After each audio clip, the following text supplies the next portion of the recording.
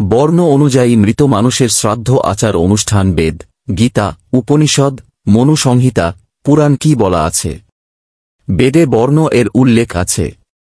হ্যাঁ, বেদে বিভিন্ন বর্ণ ও সমাজ ব্যবস্থার উল্লেখ রয়েছে, তবে বর্তমান সময়ে প্রচলিত বর্ণ ব্যবস্থা ঋগ্বেদের সময়ের তুলনায় ভিন্ন। বেদের মধ্যে বর্ণ ব্যবস্থা। বর্ণ ব্যবস্থার প্রথম উল্লেখ পাওয়া যায় ঋগ্বেদের পুরুষ সূক্ত, ঋগ্বেদ 10:90। 12 এখানে বলা হয়েছে, ব্রাহ্মণ অশ্ব মুখমাসিত বাহু রাজন্য কৃত উরু তদস্য যদ বৈশ্য পদ্ভ্যাং শূদ্র অজায়ত। এখানে বলা হয়েছে, ব্রাহ্মণ সৃষ্টি হয়েছেন মুখ থেকে জ্ঞান ও বেদ পাঠের জন্য, রাজন্য ক্ষত্রিয় সৃষ্টি হয়েছেন বাহু থেকে শক্তি ও রাজকার্য পরিচালনার জন্য, বৈশ্য সৃষ্টি হয়েছেন উরু থেকে ব্যবসা বাণিজ্য ও কৃষির জন্য, শূদ্র সৃষ্টি হয়েছেন পদ থেকে পরিষেবা ও শ্রমের জন্য। প্রাথমিক বর্ণ ধারণা।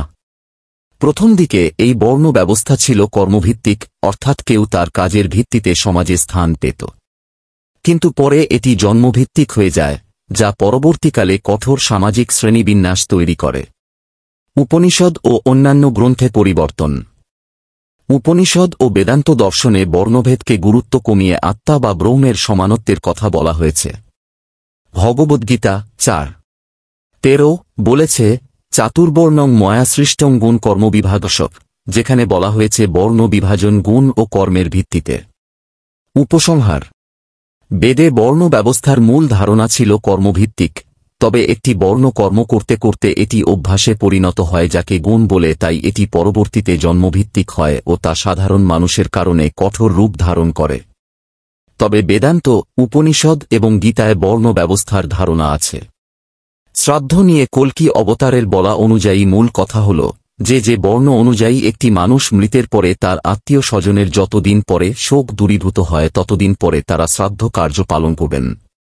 আবার বর্ণ নিয়ে কল্কি অবতারের বলা অনুযায়ী শ্রাদ্ধ নিয়ে মূল কথা হল জন্মের আগে পর্যন্ত যেমন মানুষের বর্ণ থাকে না, তেমনি মানুষের মৃত্যুর পরে তার কোনো বর্ণ থাকতে পারে না, কিন্তু মৃতের আত্মীয় স্বজনের বর্ণ থাকে। তাই নিয়ম মাফিক আচার অনুষ্ঠান পালন করা উচিত।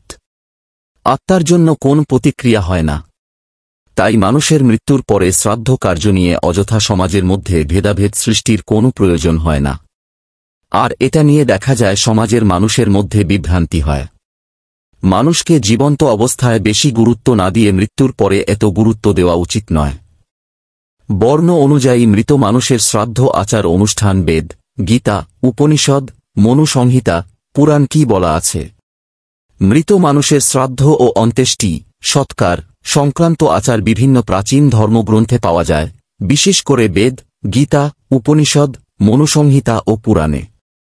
এসব গ্রন্থে শ্রাদ্ধের উদ্দেশ্য, নিয়ম এবং বর্ণ অনুযায়ী পার্থক্যের বিষয়ে বিভিন্ন দৃষ্টিভঙ্গি দেওয়া হয়েছে। 1 বেদে শ্রাদ্ধ ও অন্ত্যেষ্টি। ঋগ্বেদ ও যজুর্বেদে মৃত্যুর পর আত্মার গতি, অগ্নিসংস্কার এবং পূর্বপুরুষদের উদ্দেশ্যে ক্রিয়াকলাপের উল্লেখ পাওয়া যায়। ঋগ্বেদ 10:14-7-8 ওহে মৃত ব্যক্তির আত্মা, তুমি শুভ পথে গমন করো। দেবতারা তোমাকে গ্রহণ করুন, তোমার পূর্বপুরুষরা তোমাকে আশীর্বাদ করুন। অথর্ববেদ 18:3-16-17 যারা আমাদের পূর্বপুরুষ, আমরা তাদের সম্মান জানাই। আগুনের মাধ্যমে আমরা তাদের উদ্দেশ্যে আহুতি প্রদান করি।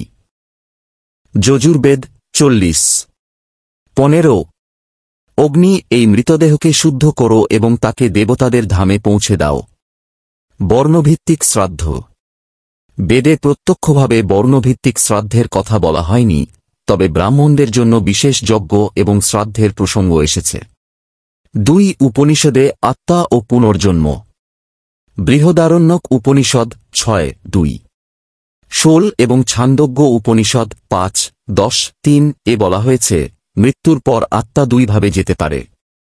1 দেবযান পথ, যারা আত্মজ্ঞানী ও সৎকর্মশীল তারা মুক্তিলাভ করেন। 2 পিতৃয়ান পথ, যারা ধর্মানুগ তারা পূর্বপুরুষদের সঙ্গে পুনর্জন্ম লাভ করেন। কঠ উপনিষদ 1:2-20 যেমন সাপ তার পুরনো চামড়া ত্যাগ করে, তেমনি আত্মা দেহ ত্যাগ করে নতুন জন্ম নেয়। ছান্দোগ্য উপনিষদ 10:3 এ বলা হয়েছে যে মৃত্যুর পর যারা সৎ কর্ম করেছেন তারা চন্দ্রলোকে, স্বর্গ যান আর অন্যরা পুনর্জন্ম লাভ করেন। উপনিষদ মূলত আধ্যাত্মিক দৃষ্টিকোণ দেয়, শ্রাদ্ধের বাহ্যিক আচার নয়। 3 ভগবদ্গীতা, শ্রাদ্ধ ও পুনর্জন্ম। গীতা 2:22 যেমন মানুষ পুরাতন বস্ত্র ত্যাগ করে নতুন বস্ত্র গ্রহণ করে, তেমনি আত্মা পুরনো দেহ ত্যাগ করে নতুন দেহ গ্রহণ করে। গীতা 9:25 যারা পূর্বপুরুষদের পূজা করে তারা পিতৃলোকে যায়, যারা দেবতাদের পূজা করে তারা দেবলোকে যায়।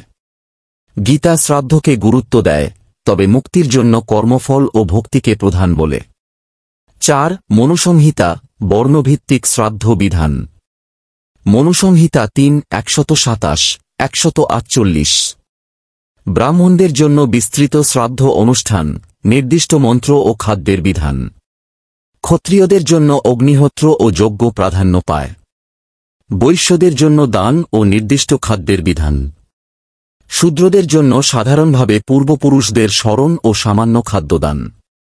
মনুসংহিতায় বলা হয়েছে যে ব্রাহ্মণ ছাড়া অন্য বর্ণের লোকেরা শ্রাদ্ধের জন্য নির্দিষ্ট বিধান পালন করতে পারে না। 5 পুরাণে, শ্রাদ্ধ ও পিতৃতর্পণ। গরুড় পুরাণ, মৃত্যু ও শ্রাদ্ধের বিস্তারিত নিয়ম। গরুড় পুরাণ 2:4 1:7 যে ব্যক্তি নিয়ম অনুসারে শ্রাদ্ধ সম্পন্ন করে সে পূর্বপুরুষদের মুক্তি দিতে পারে। গরুড় পুরাণ 2:14-5 শ্রাদ্ধের মাধ্যমে আত্মার শান্তি হয় এবং মৃত ব্যক্তির যাত্রা সহজ হয়। ব্রহ্ম পুরাণ ও কুর্ম পুরাণ ব্রাহ্মণদের মাধ্যমে শ্রাদ্ধ অনুষ্ঠান করা বাধ্যতামূলক। শ্রাদ্ধে নির্দিষ্ট খাবার যেমন কলা, তিল, ঘি দেওয়া প্রয়োজন। গঙ্গা বা অন্য কোনো পবিত্র নদীতে তর্পণ করা হলে শ্রাদ্ধের ফল বৃদ্ধি পায়। ব্রহ্ম বৈবর্ত পুরাণ বিভিন্ন তিথি অনুযায়ী শ্রাদ্ধের বিধান দেওয়া হয়েছে। বিশেষত মহালয়া অমাবস্যা শ্রাদ্ধের জন্য গুরুত্বপূর্ণ। পুরাণে বলা হয়েছে শ্রাদ্ধ করলে পূর্বপুরুষরা শান্তি পান, আর না করলে তারা কষ্টভোগ করেন। বর্ণভেদ অনুসারে শ্রাদ্ধের পার্থক্য। 1 ব্রাহ্মণ বিধিবদ্ধ মন্ত্র ও যজ্ঞসহ বিশদ শ্রাদ্ধ। 2 ক্ষত্রিয় অগ্নিহোত্র ও যুদ্ধ সংক্রান্ত যজ্ঞ। 3 বৈশ্য খাদ্যদান ও দানপূর্বক শ্রাদ্ধ। 4 শূদ্র নির্দিষ্ট বিধান নেই, তবে সাধারণ তর্পণ ও স্মরণ অনুমোদিত। সারসংক্ষেপ: বেদ শ্রাদ্ধের মৌলিক ধারণা দেয়, পূর্বপুরুষ পূজা ও অগ্নিহোত্র। উপনিষদ আত্মার গতি ও পুনর্জন্ম ব্যাখ্যা করে। গীতা কর্মফল ও পিতৃলোকের বিষয়ে আলোচনা করে। মনুসংহিতা বর্ণভিত্তিক শ্রাদ্ধ বিধান দেয়। পুরাণ শ্রাদ্ধের বিস্তৃত নিয়ম ও ফলাফল ব্যাখ্যা করে। আমরা কেন শ্রাদ্ধ করি? মৃত আত্মার শান্তি ও মোক্ষ লাভের জন্য।